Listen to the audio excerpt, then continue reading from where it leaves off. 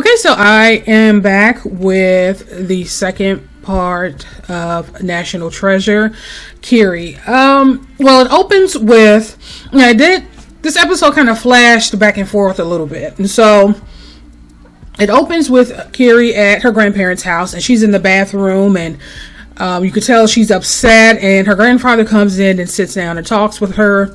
And I don't want to say that she's afraid of her father, but at this point, her father's a stranger to her.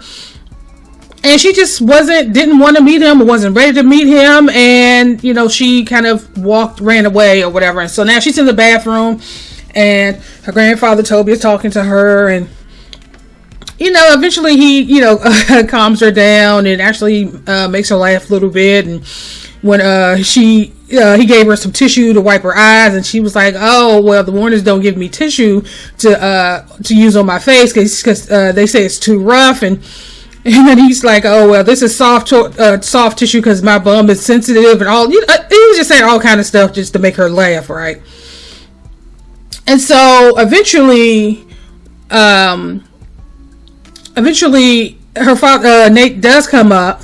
And of course, Toby got upset because Nate is trying to press the issue. He felt like he didn't want to wait downstairs, that he wanted to meet his daughter and see his daughter. And I felt that in that moment, there was a sense of entitlement that I just was befuddled. I'm like, okay, well, you're a stranger to her. She doesn't know you. She's become accustomed to this other family who we find out later in the episode that has had her since she was 4 years old, and you want things to happen on your schedule instead of giving her the time to come to terms with what's going on in her life. And technically you're not even supposed to be there, so the fact that you're not even supposed to be there and you're trying to force the issue it was off-putting, right? So his father's telling him, basically telling him to go downstairs. He's speaking in their language. I think they're Nigerian. So I'm not sure what tribe, but they were speaking in their language. And eventually it flashes to the dad. He's still, he's looking for his son. So while this is going on, the Warners are doing a talk show. And of course they're talking about Kiri. And this is where we find out that they've had her since she was 4. And, they're talking about how lovely she was and how much they loved her, and the state that she was in when she came to live with them, and the life that they were trying to make for her. And you can they flash between Miriam and Simon, while this is going on. So they're listening to this interview, while they're doing this interview. So while that after that happened, it flashes back to eventually Kiri comes downstairs and her father gives her this doll. And he was saying, well, I got the doll because I thought it kind of looked like you, but then I'm not really sure. And it was kind of an awkward silence. And then his dad went into the kitchen. He walked out to make some tea or coffee or something, I don't know. And then Nate walks in behind him and basically like, I don't like the fact that you're standing there staring at me, watching me. And Nate, and then his father's like, well, where else would I look? And so again, he's still forcing the issues. Like, dude, you're not supposed to be anywhere near her. So again, he's still pressing the issue. So the next thing we see is they're upstairs. This is what's her name, Rochelle, and Toby. They're upstairs in their room, and I think she asked him if he wanted to play Scrabble or something. He didn't. And, he got up to walk out, and she said, we have to give him a chance to, give him an opportunity to show that he could be a good father. And he was just like, no, I don't want to do that. So he goes downstairs, and that's when he realized that they were gone. So they didn't actually give him permission to leave with Kiri. They just came downstairs and he had taken her. Oh, they were gone. And so while he's still looking for his son, it's flashing to current day. He's looking for his son, and he goes to Binbei. I think that's how you pronounce her name. And she is the mother of Kira's mom.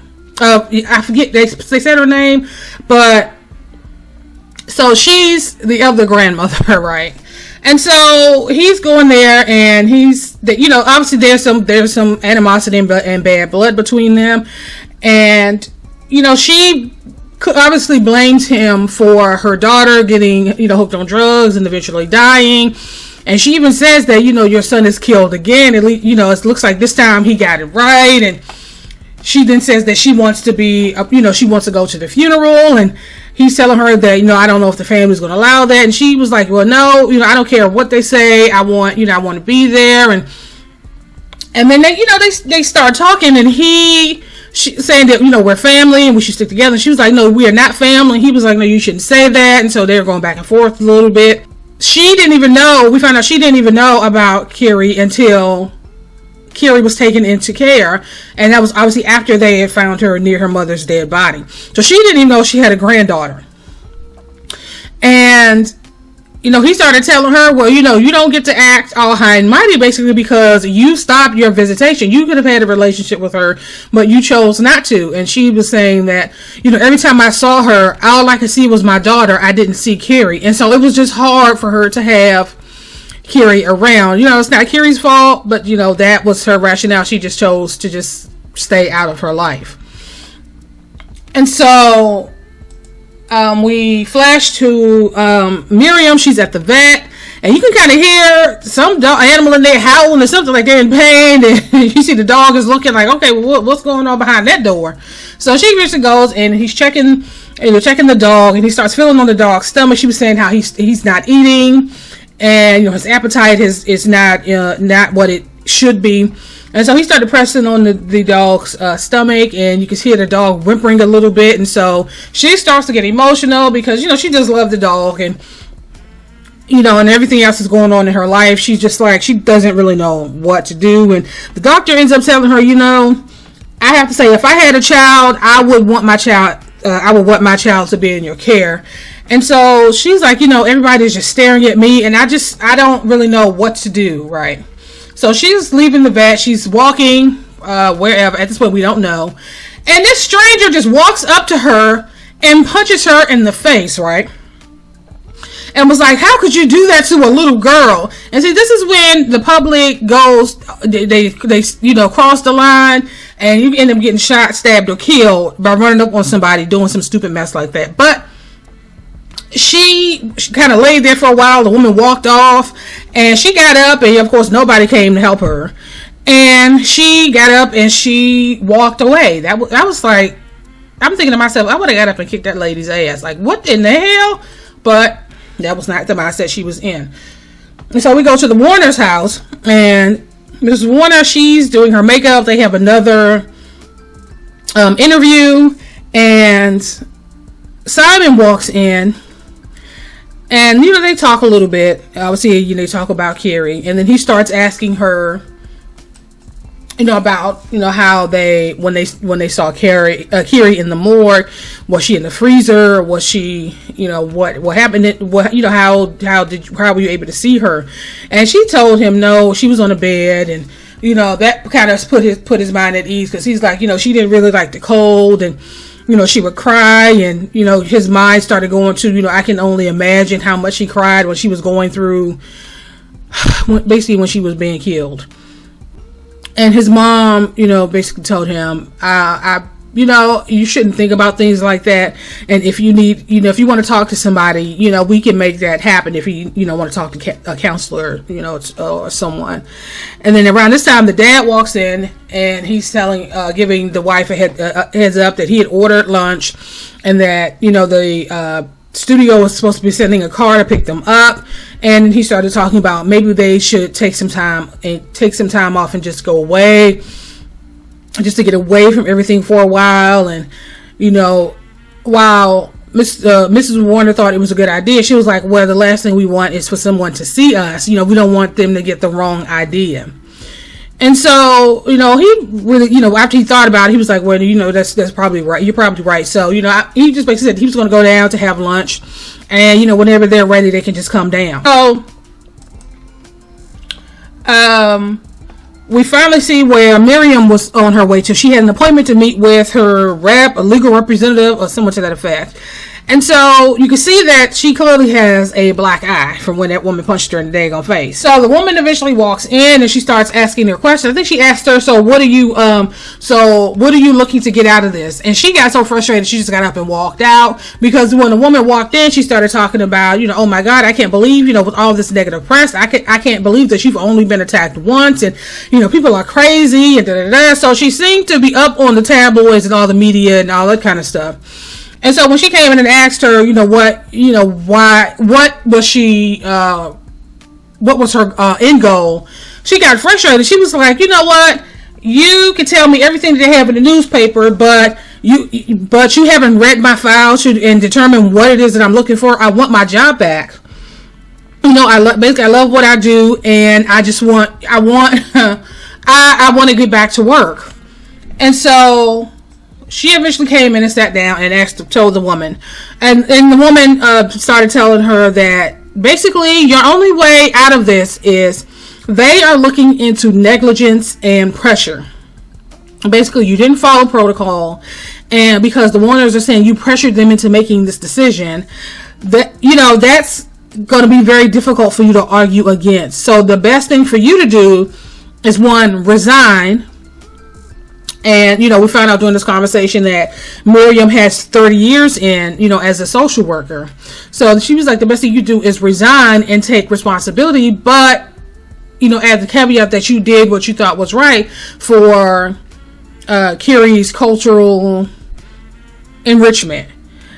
And she said, at least that way you'll be able to continue to work if you decide to in your chosen field, and you'll still be able to get your pension.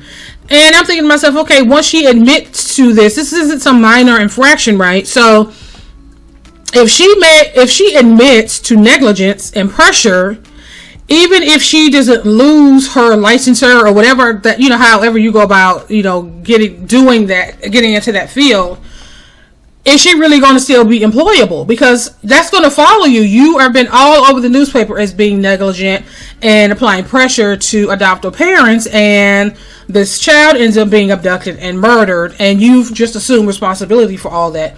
So while you can illegally still work in that field, are you going to be employable? Like, who's going to want you to work for their company with all that negative press? And so she just kind of looked at her and was like, I love my job. And she just not, she's going to fight the fight. She's going to fight until she can't fight anymore. She's just not going to do that. And so we go back to the Warners, and Dia Vanessa's there, and she is talking to the Warners about, she's basically trying to clarify their earlier statements, trying to pinpoint where exactly everyone was. And so they're, asking her, why is that? And she's saying that, because, even though, we're looking for Nathaniel, we don't want to solely focus on him. We also want to take a look at the pedophiles that are in the area. And so they're like, okay, Mrs. Warner is like, the pedophiles, like, what are you talking about? He took the child. He wasn't supposed to have the child. As far as she's concerned, it's open and shut, right? Mr. Warner is more conciliatory. Okay, we can say that word. And he's basically like, well, I understand. And of course, she's kind of giving him the side eye. Like, I don't. As far as I'm concerned, he's the one that, he's responsible for our child being murdered. And so I do at times feel like Vanessa is, her bias comes out from time to time. But, okay, so he's not the sole person that you guys are looking at. And so that kind of obviously rubbed Mrs. Warner the wrong way. And so she starts verifying where they were. Mr. Warner, one of his co-workers, verified that he was at work. Mrs. Warner was at home sick, and then she wanted her to clarify, like, well, why, what was your actual illness? And, I guess she was being sarcastic, like, well, would you like me to get a doctor's note? And Vanessa was like, well, that really would help. And she did say that Simon, although he said that he was at school, after checking his records, he was not at school. So now it's like, okay, well, where was Simon? What was he doing during the time that Kiri was murdered? And so, of course, at this point, Mrs. Warner has had enough. She was like, I'm sick of this. I just want to know who murdered Kiri. And, actually, she said, I want to know who married my daughter. And we can't even call her our daughter. And she was just frustrated. And she just got up and walked out. So Toby, he's still looking for his son. And he shows up at this place, find love upstairs. And so he goes in and he's like storming through the halls, opening doors, and people are like, hey, like, what are you doing? And all kind of chicanery and shenanigans are going on in these rooms, right? And then he comes to the room where his son is he's sitting on the floor. And so, they're kind of going back and forth, and he's trying to ask him what happened with Kiri and how you took her from the house and what happened, and they're talking about their relationship, and then eventually he grows to grab him. It's like, we're going out, I'm taking you in, you can turn yourself in. And so then they have a face off, and he's basically saying that, well, why are you here? Why didn't you tell the cops? And he said, I didn't tell the cops because I wanted to get you. He's like, oh, because you want to prove that you're the hero or that you're the good guy or something. And he ended up slapping the crap out of him. And it was on, honey. Now they rumbling and tussling and everything else in that spot, but Papa Toby, he held his own. He was no joke, right? But eventually they all laid out, they all exhausted and laid out, right? And so now they having this heart to heart about he was telling him, like, when your mom died, because I thought Rochelle was his mother, but obviously she's not. But she was like, well, when your mom died, I wanted, you were my number one priority, and I would try to spend as much time as I could with you, helping you with your homework. We would go on these adventures, like to the Thames barrier or something, and that kept coming. He was like, and Nate was like, the Thames barrier, and he eventually revealed that before Kiri went into the system, that they did actually approach them about taking Kiri in. But he was so devastated at the mess that his son had become. He felt like he failed as a father. And so he didn't feel like he was up to it. And so that's why... So Kiri wasn't with her mother's mother because it was too painful for her to have her, because she looked so much like her daughter, and she couldn't go to her father's parents because the father, who was also grieving in his own way for the son he had, he felt like he was a failure as a father and that he didn't want to ruin another child's life. So that's why Kiri wasn't with them. And Nate tells him that, you should have took her in. And I'm like, okay, well, actually, you should have had your itch together and she should have been with you because you're the daddy. But, so he starts talking about what happened, when, they just was walking and talking, and, she started talking about how she was afraid of losing her name, and he was like, well, we could, we could try to stop the adoption, and, they just continue talking, and she got upset because she felt like she had disappointed him, and she ran off. Okay, she ran off, and how this 8-year-old got away from him, how she was able to outrun him, I will never know, but she ran off, and he lost her. So he said, and then he asked his father, like, well, what, how did it happen? Because they didn't publish in the paper how she actually died, and so his father was the one that told him that she was strangled. And so he was so upset. He said, and so you think that I could do that to my own daughter? And his father was basically like, I don't know what happened. So he got real upset, and he started telling his dad, like, you keep talking about the Thames barrier, and he was like, yeah, but when we did go, you had a girlfriend, and you were pissed, and you spent a lot of time here in this brothel, so you don't get to sit up and act all high and mighty with me. And so he just kind of crumbled. The dad, he just kind of crumbled, and eventually Nate was like, you know what, let's go. I'm just going to turn myself in so I can tell them my side of the story, to tell them what happened, and we could just get the ball rolling on whatever's going to happen next. So Miss Warner, she was doing laundry, and she heard one of their interviews playing, and she went into their son's room. He had left his TV on, and so, and it was the interview. Again, they were talking about Kiri and how they felt about her, and how they were so desperate for her. They are so desperate for her murderer to be caught, and while she was cleaning, while she was there, she started cleaning, and she went over to throw something in the trash, and she saw the shirt in his trash bin, and it was a little shirt. It was like a little girl shirt. And so then she hears someone knocks on the door. She goes down, and it's actually Toby. So they invite him in, and he went there to tell them that he had found his son, and that his son is he's going to turn himself in. And then he started talking about the funeral arrangements and how, because they're the next of kin, her body is going to be released to them, but he still wanted the Warners to be involved in the funeral. And she was like, Mrs. Warner was like, no, we don't want to do that. And, they're atheists. And he was basically like, you guys can have whatever ceremony that that you want to have. And then when it's time for the burial, we want our pastor to handle that part of it. And she basically said no, and we loved her, and you only saw her once a month, and how could you act like you loved her more than us? And she was just so got upset, and then she kind of got in his face, and I hate that this has become about race, and I just feel like if race wasn't a part of this, and I could tell you how I really feel about you. And so he ends up leaving, and she tells him before he leaves, don't you dare say anything to the press, because the press is all outside the house. So he just left, got in his car, and he pulled off. So this is where I kind of got where he was going, why he did it, but he should have gone about this another way. So he went to the police. He started talking. He spoke with Detective Vanessa, and was telling her that he found his son, and that his son wants to turn himself in.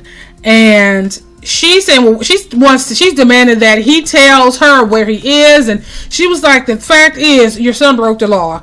He was not supposed to be he is spitting distance of his daughter, 100 feet, whatever that the paperwork is saying. He wasn't supposed to be anywhere near his daughter. So him doing that, he broke the law.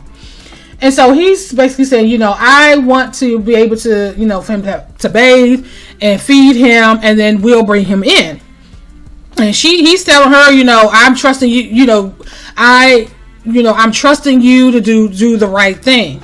And so we flash to Miriam. So she's outside the workplace, and she's having a cigarette, and Julie walks out, and so they start talking, making chit chat, and of course she's being sarcastic. And then Julie tells her there are two investigations going on. One is, she said, an intense case review, and then they're calling for a public inquiry. And she said two, but there's actually three.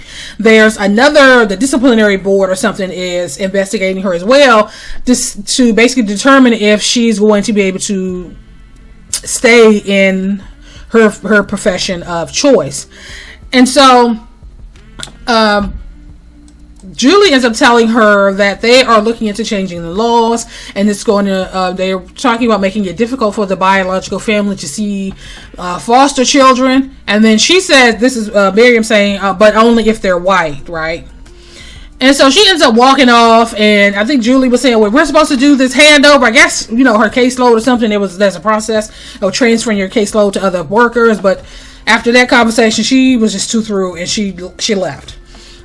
So she pulls up to her house, and as she's about to walk into her house, they're having her asking all these questions, and she turns around and basically said that I did what I thought was right. Not by me, not by the agency, but what was right by Kiri. She deserved to know where she came from and what she can aspire to. Now, you can see that Toby, his family, they live in it looks like a pretty upper middle class